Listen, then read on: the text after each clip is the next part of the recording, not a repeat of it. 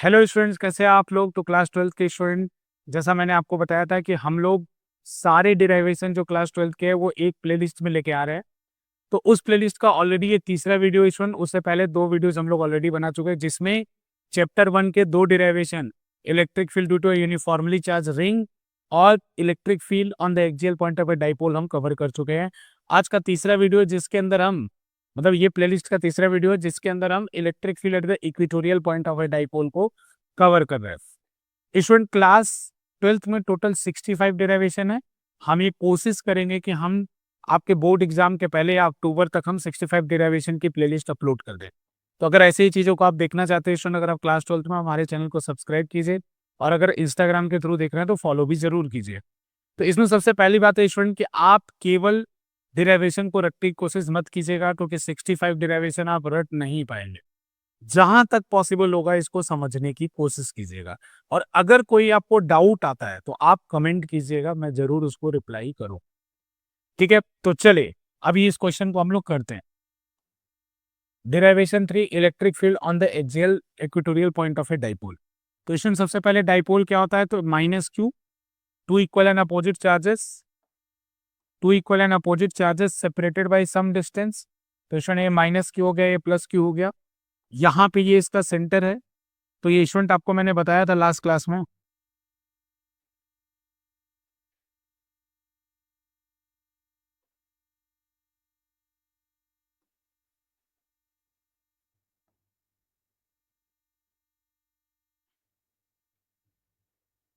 तो चलिए स्टूडेंट शुरू करते हैं। तो चलिए स्टूडेंट शुरू करते हैं। तो सबसे पहले डाइपोल क्या होता है। डाइपोल होता है स्टूडेंट एक माइनस क्यू चार्ज, एक plus Q charge, separated by distance 2a। 2a से सेपरेटेड होते हैं। तो स्टूडेंट ये वाला डिस्टेंस a है और ये वाला डिस्टेंस भी a है। 2a से सेपरेट होते हैं a का डिस्टेंस। ठीक है, उसके बाद देखो स्टूडेंट, इसमें करना क्या है आपको कि इससे x डिस्टेंस ऊपर एक पॉइंट है, इस पॉइंट पे आपको इलेक्ट्रिक फील्ड निकालना है। तो स्टूडेंट, स्टार्ट करने से पहले मैं आपको एक बात बता दूं कि डाइपोल का वेक्टर क्या होता है। तो डाइपोल का वेक्टर होता है q इंटू 2a, मतलब चार्ज ऑफ मैग्नीट्यूड ले लीजिए चार्ज का, इनके बीच में सेपरेशन ले लीजिए, इंटू पी कैप। ये मैंने लास्ट क्लास में बताया था कि बेटा पी कैप का डायरेक्शन क्या होता है, minus Q two plus Q, है ना। तो इसको हम लोग पी कहते हैं। तो लास्ट में स्टूडेंट जब हम एक्सप्रेशन निकालेंगे तो उस एक्सप्रेशन में इस चीज को हम खोजेंगे, और जैसे ही हमको क्यू मिल जाएगा, 2a मिल जाएगा, पी कैप मिल जाएगा, उसको हम पी वेक्टर लिख देंगे। तो इसलिए मैं आपको साइड में यहाँ लिख के बता दिया। अब देखो स्टूडेंट, कॉमन सेंस के बाद मेरे पास फॉर्मूला क्या है, मेरे पास फॉर्मूला है के क्यू बाई आर स्क्वायर, और ये मॉड ऑफ ई का फॉर्मूला है, मतलब मैग्नीट्यूड का फॉर्मूला है। और डायरेक्शन हम कॉमन सेंस से सोचते हैं कि भाई अगर प्लस चार्ज है, जैसे माइनस चार्ज है, तो इसकी वजह से इस पॉइंट पे इलेक्ट्रिक फील्ड कैसे होगा, तो इसकी वजह से इस पॉइंट पे इलेक्ट्रिक फील्ड नीचे की तरफ होगा, ई माइनस क्यू, क्योंकि स्टूडेंट आप जानते हैं माइनस क्यू की वजह से इलेक्ट्रिक फील्ड इन्वर्ट होता है। क्योंकि हम यहाँ पे हाइपोथेटिकल +1 कूलम मान लेते हैं बेटा, ये माइनस क्यू है तो ये इसको अट्रैक्ट ही करेगा। इस प्लस क्यू के वजह से, इस पॉइंट पे इलेक्ट्रिक फील्ड किधर आएगा, तो ई प्लस क्यू ये ऊपर आएगा। ठीक है ना। तो स्टूडेंट ऐसा सिनेरियो है कि भाई माइनस क्यू वाले की वजह से नीचे आएगा, और यहाँ पे अगर आप +1 रखोगे तो प्लस क्यू वाला इसको क्या करेगा, रिपल करेगा, तो इलेक्ट्रिक फील्ड इस तरीके से आएगा। तो जरा ई प्लस क्यू और ई माइनस क्यू की वैल्यू निकाल लेते हैं बेटा। तो ये ए है, ये एक्स है, तो ये वाली जो डिस्टेंस होगी वो होगी एक्स स्क्वायर प्लस ए स्क्वायर, पाइथागोरस थ्योरम। बेटा ये परपेंडिकुलर हाइपोटेनस, परपेंडिकुलर बेस, तो हाइपोटेनस क्या होगा, P square plus B square का रूट। सिमिलरली बेटा ये वाला डिस्टेंस भी एक्स स्क्वायर, ये वाला जो आप देख रहे हो, ये भी कितना होगा, under root of x square plus A square. तो पहले ई प्लस क्यू लिखता हूं। तो ई प्लस क्यू का जो मॉड होगा स्टूडेंट, वो किसके इक्वल होगा, वो इक्वल होगा के, चार्ज का मैग्नीट्यूड क्यू, और इस चार्ज से इस पॉइंट की दूरी, उसका स्क्वायर, दूरी का स्क्वायर। तो इस चार्ज से इस पॉइंट की दूरी कितनी है, इतनी है, तो इसका स्क्वायर। तो बच्चों इसका जब स्क्वायर करूंगा तो रूट हट जाएगा, तो एक्स स्क्वायर प्लस ए स्क्वायर आएगा। आई होप आपको समझ में आया होगा। बेटा इसका जब स्क्वायर करूंगा तो ये रूट हट जाएगा, तो ये आएगा। अब सिमिलरली बेटा ई माइनस क्यू निकाल के देखते हैं। तो ई माइनस क्यू जब निकालेंगे तो बेटा चार्ज कितना है, के, और अगेन क्योंकि मैं स्केलर फॉर्म लिख रहा हूँ ई का, तो बेटा इसमें साइन नहीं रखते हैं। तो साइन नहीं रखते हैं तो के क्यू रखेंगे स्केलर फॉर्म, अदरवाइज साइन रखोगे तो मॉड नेगेटिव हो जाएगा ना, मॉड कैसे नेगेटिव हो सकता है। तो बेटा के क्यू, और ये वाला डिस्टेंस कितना है, अंदर अगेन एक्स स्क्वायर प्लस ए स्क्वायर, ये वाला डिस्टेंस भी तो वही है स्टूडेंट का रूट। तो अगेन अगर स्क्वायर करोगे तो रूट हट जाएगा, तो यहाँ पे क्या आएगा बेटा एक्स स्क्वायर प्लस ए स्क्वायर। ठीक है, तो दोनों इक्वल है, तो एक काम करते हैं हम लोग बेटा, इसको अगर मैं ई कहता हूं तो ये भी क्या हो जाएगा ई, अगर मैं इसको ई कहता हूं तो ये भी ई हो जाएगा। तो स्टूडेंट यानी दोनों के दोनों जो इलेक्ट्रिक फील्ड है वो ई हो गए। अब देखो बेटा, अब मुझे क्या करना है, अब मुझे इनका रिजल्टेंट निकालना है। अब इनका रिजल्टेंट निकालने के लिए आपके पास एक पैरेललोग्राम लॉ था। पैरेललोग्राम लॉ में आपको पता था ना, A square plus B square plus 2ab cos theta. लेकिन स्टूडेंट यहाँ जो थीटा है ना, कोई स्टैंडर्ड एंगल नहीं बन रहा है। तो इससे अच्छा क्या करूं मैं, अगर ये दोनों इक्वल है तो इनका रिजल्टेंट हो ना हो बीच में जाएगा। स्टूडेंट क्योंकि अगर दो फोर्स इक्वल होते हैं तो उनका रिजल्टेंट बीच में जाता है, तो इनका रिजल्टेंट इनेट इधर आएगा। ये बात तो क्लियर है। अब देखो स्टूडेंट, इसका थोड़ा शॉर्टकट मेथड है, अगर आप वो लगाओगे पैरेललोग्राम लॉ लेंदी होगा, तो शॉर्टकट मेथड है कि एक काम करता हूँ, इसका कंपोनेंट इधर तोड़ लेता हूँ इस वाले ई का, और इस वाले ई का भी कंपोनेंट इधर तोड़ लेता हूँ। तो कंपोनेंट कैसे टूटेगा, तो मान लो बेटा ये एंगल थीटा है, तो ये एंगल भी थीटा होगा। क्यों होगा थीटा बेटा, क्योंकि अगर दोनों फोर्स इक्वल होता है तो रिजल्टेंट एकदम बीच से जाता है। तो अगर आपने इसको थीटा माना तो ये वाला भी क्या होगा थीटा।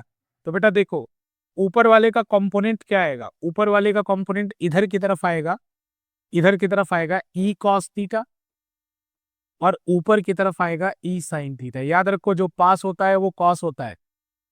और नीचे वाले का कंपोनेंट क्या आएगा स्टूडेंट, कोई और कर लेता हूँ, चलो ये ले लेता हूँ। तो नीचे वाला ऐसे है, तो इसका एक कंपोनेंट इधर आएगा और एक कंपोनेंट ऊपर जाएगा। इसका जो इधर कंपोनेंट आएगा वो आएगा बच्चों ई साइन थीटा, और इधर जो कंपोनेंट आएगा वो अगेन आएगा ई कॉस थीटा। तो बेटा थोड़ा कंजेस्टेड हो रहा है लेकिन ध्यान देना, ये जो साइन थीटा वाले हैं ये कैंसिल हो जाएंगे क्योंकि इक्वल एंड अपोजिट है। ये जो कॉस थीटा वाले हैं वो ऐड हो जाएंगे, तो यानी इनेट जो आया मेरा बेटा, इनेट किसके इक्वल आएगा, अगर वेक्टर फॉर्म में लिखूं तो मैग्नीट्यूड तो हो जाएगा 2e cos थीटा। अब बोलोगे 2 कहां से आया, तो बेटा e cos थीटा इधर से और e cos थीटा इधर से, 2e cos थीटा आया। और बेटा इसका डायरेक्शन किधर है, इधर। और बेटा डाइपोल का डायरेक्शन किधर है, इधर। कैसे पता, डाइपोल का डायरेक्शन होता है -2 प्लस, और इस नेट इलेक्ट्रिक फील्ड का डायरेक्शन किधर है, पीछे। तो इसको मैं लिख लेता हूँ माइनस पी कैप।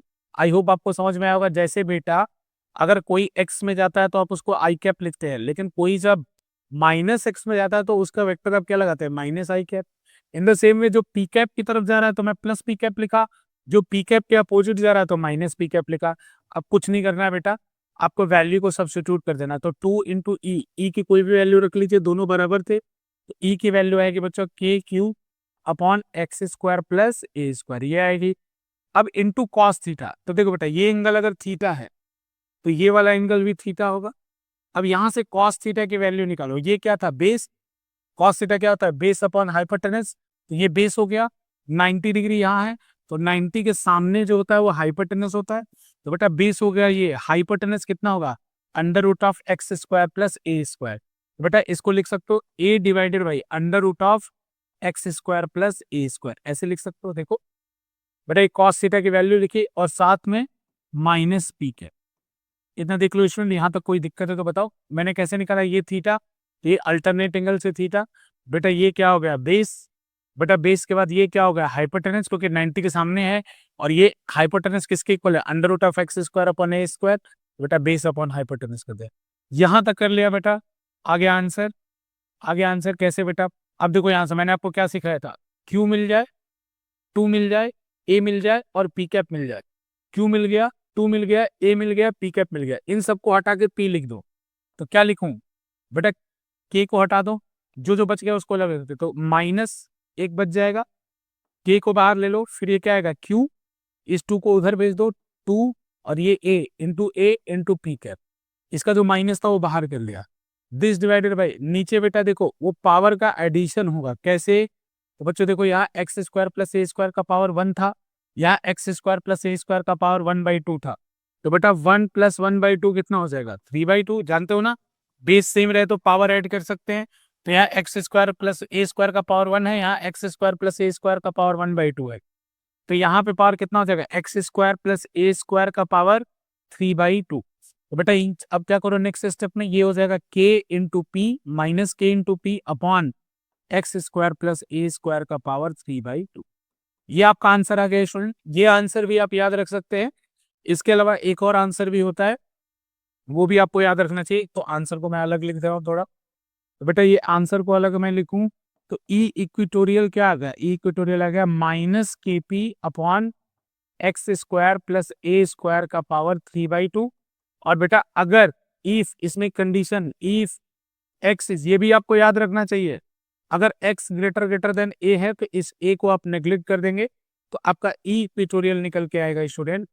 जो को ए को नेग्लेक्ट कर दोगे तो एक्स स्क्वायर का पावर 3/2 आएगा, 2 से 2 कैंसिल, तो आंसर आएगा minus K P upon x cube, minus K P upon x. बस बच्चों याद कराने के लिए ई एक्जियल क्या आया था, ई एक्जियल जब आपने निकाला था तो ई एक्जियल क्या आया था, ई एक्जियल आया था 2 kp अपॉन एक्स की। तो याद रखो ई एक्जियल मैग्नीट्यूड में ई इक्वेटोरियल का डबल होता है लेकिन साइन में अपोजिट होता है। ई एक्जियल का डायरेक्शन वही होता है जो पी कैप का है, ई इक्वेटोरियल का डायरेक्शन वो होता है जो पी कैप का माइनस है, मतलब पी कैप के अपोजिट है। बाकी मैग्नीट्यूड में ये क्वेश्चन आ चुका है बोर्ड में, ई एक्जियल का देखो यहाँ भी केपी अपॉन एक्स क्यूब, यहाँ भी KP upon x cube, minus तो साइन बता रहा है ना, डायरेक्शन बता रहा है। तो ई इक्वेटोरियल से ई एक्जियल का मैग्नीट्यूड डबल होता है। तो कई बार अगर रेशियो पूछे तो 2:1 होगा, ये चीज भी याद रखना है, बोर्ड में आया हुआ क्वेश्चन है बच्चों। उम्मीद करता हूँ ये छोटा सा डेरिवेशन आपको पसंद आएगा। आप लोग चैनल को सब्सक्राइब कीजिए, अगर आप इंस्टाग्राम के थ्रू देख रहे हैं तो फॉलो कीजिए। Thank you.